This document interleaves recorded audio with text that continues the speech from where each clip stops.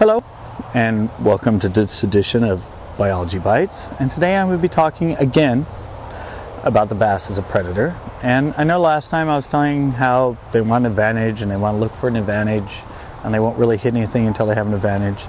But it goes a little deeper than that. And predators in general, again, big cats, bass, whatever the predator, they instinctually know energy expent for energy returned. And the reality is, I said the big cats, they wait, they don't hit anything unless they have an advantage, and they probably want the sick or the injured or distracted. And the reality is, say a pride of lions, they can actually probably take down anything that's out there.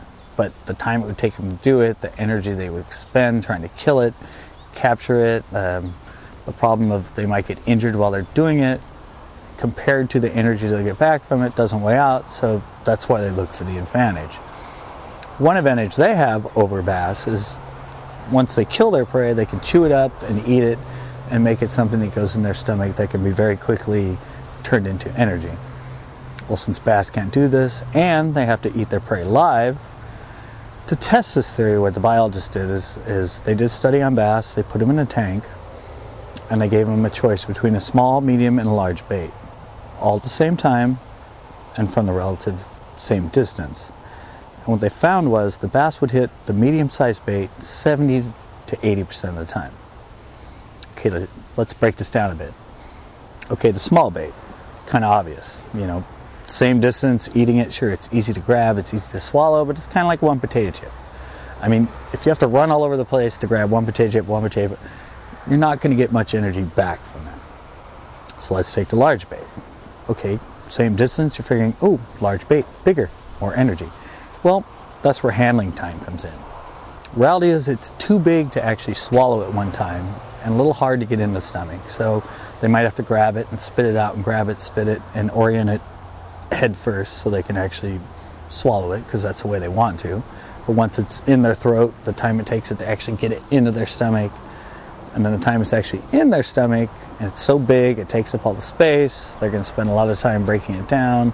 The whole time they're spending time swimming around, breathing.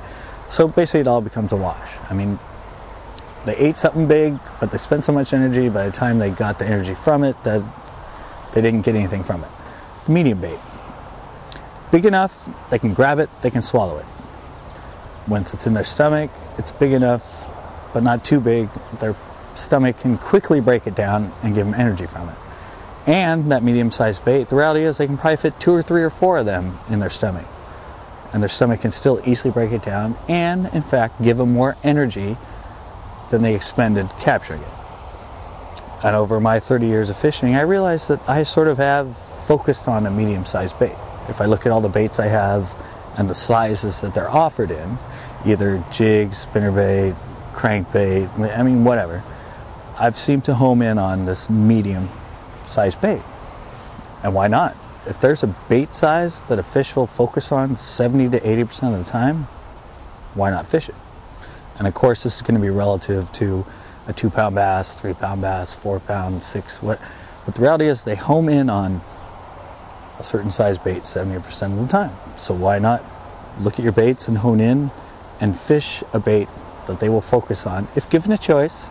And I'm sure in nature they have a choice between small, medium, and large at any given time that they will hit. So I guess the reality is, at least for bass, size does matter. Until next time.